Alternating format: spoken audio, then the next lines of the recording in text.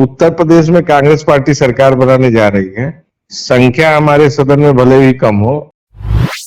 स्वराज तंत्र, स्वराज लाने के सरकारी दावों और देश की वर्तमान राजनीति पर सटायर कॉलम है। हिंदुस्तानियम पर इसे पेश कर रहे हैं प्रमोद कुमार।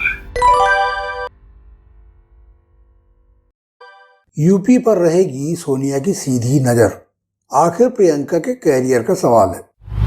यह कैसा संजोग है कि प्रशांत किशोर ने जब कहा कि कांग्रेस की जड़ें ही कमजोर हैं, ठीक उसी दरमियान कांग्रेस वर्किंग कमेटी की बैठक में प्राइमरी मेंबरशिप से लेकर नए कांग्रेस अध्यक्ष के चुनाव कार्यक्रम तक को हरी झंडी दे दी गई।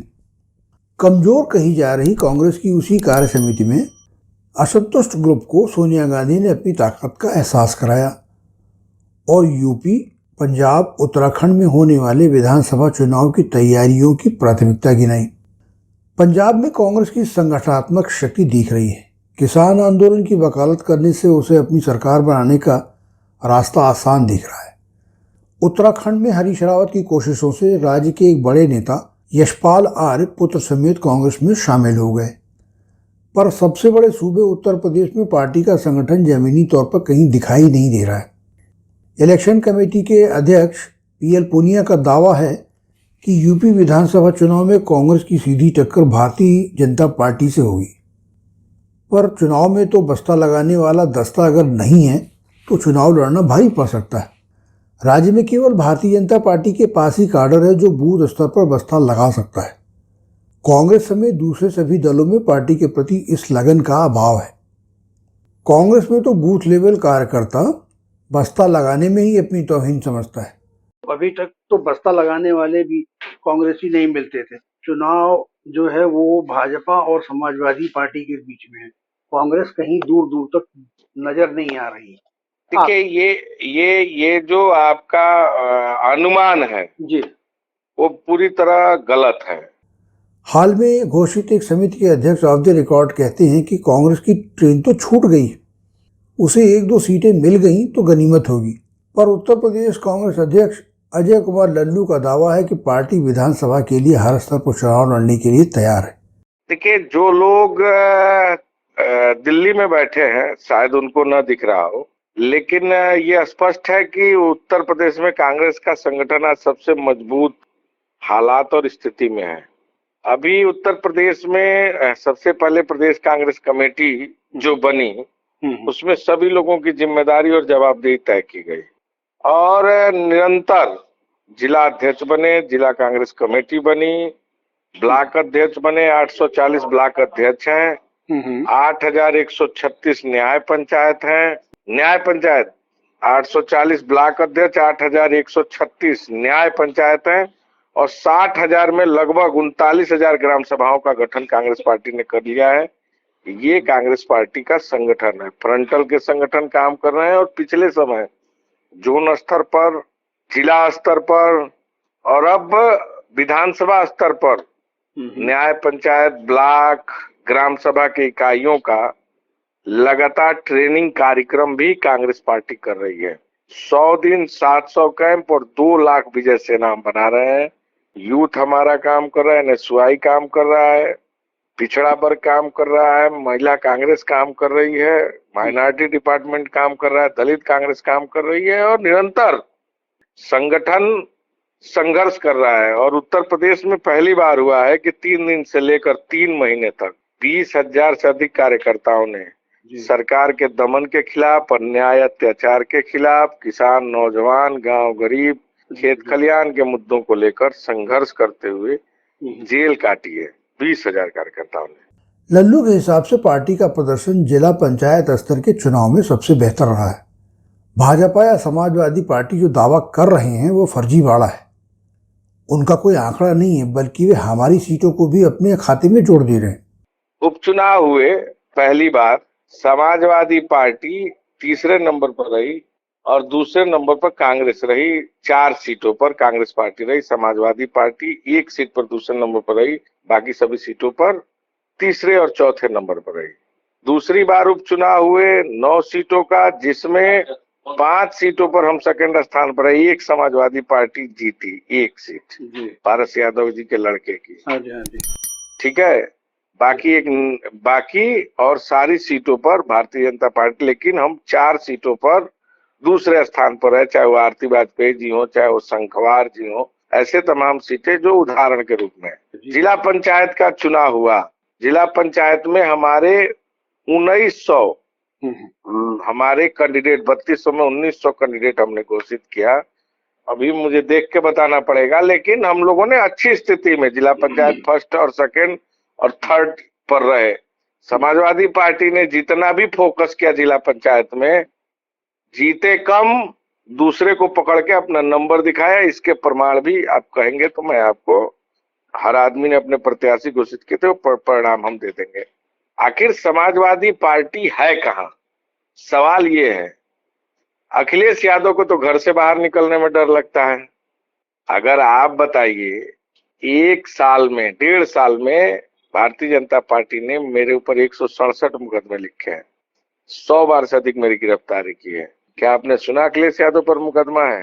क्या आपने सुना बहन जी पर मुकदमा है? तो ये कहने को हो सकते हैं। चुनाव नजदीक है, समय बता देगा कि समाजवादी और बहुजन समाज पार्टी कहाँ है।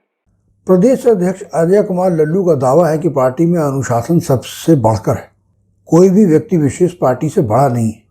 वे यह बात पार्टी से निकाल दिए गए वरिष्ठ लोगों के संदर्भ में करते हैं। अनुशासन से बड़ा कोई नहीं हो सकता पार्टी में, और किसी भी पार्टी में अनुशासन महत्वपूर्ण है।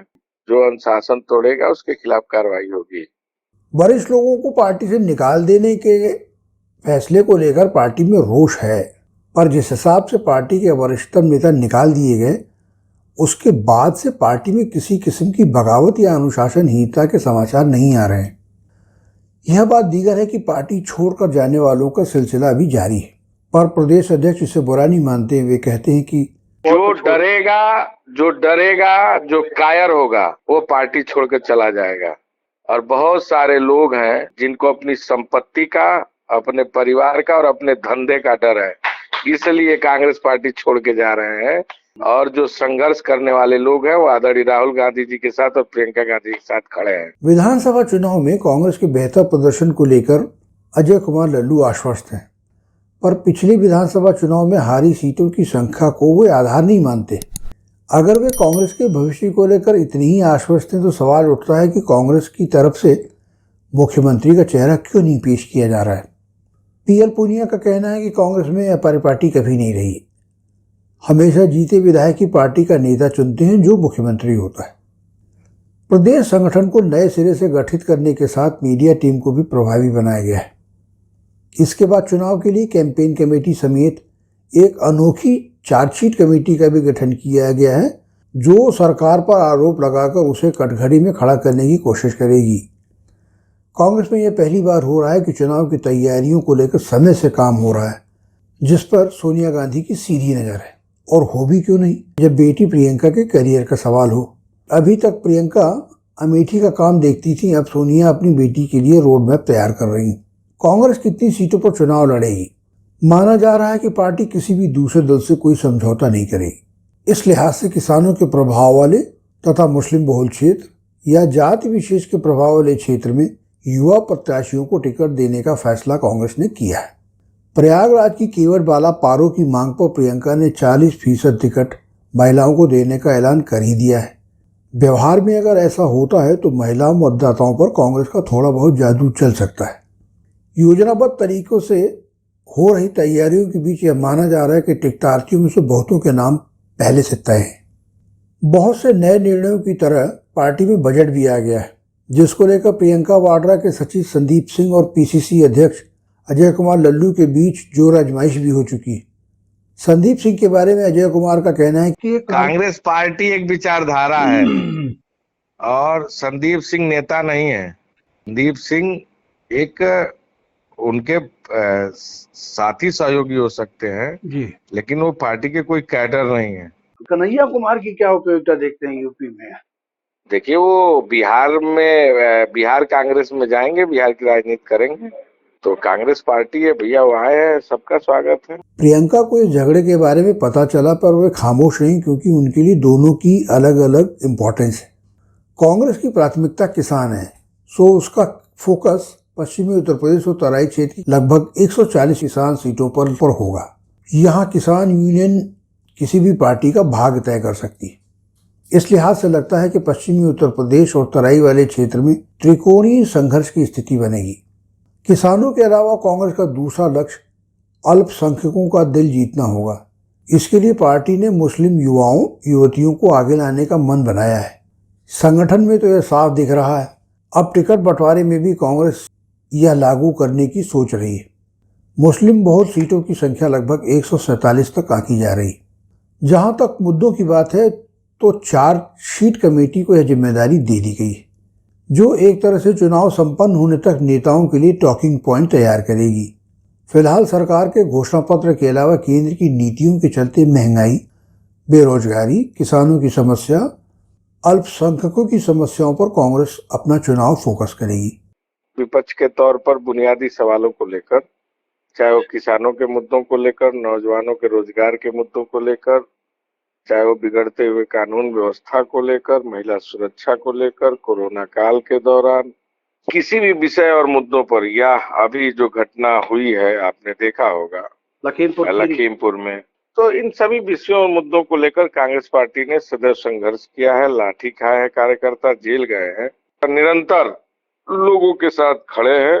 और मैं समझता हूं उत्तर प्रदेश में आदरणीय प्रियंका गांधी के नेतृत्व में हम सरकार बनाने जा रहे हैं। इसी के साथ प्रमोद कुमार को आज्ञा दीजिए। स्वराज तंत्र के अगले एपिसोड में यूपी चुनाव की तस्वीर पर दूसरी पार्टियों की तैयारियों पर नजर डालेंगे। तब तक देखते रहिए हिंदुस्तानी टेल्स एंड टॉक। जय हिंद।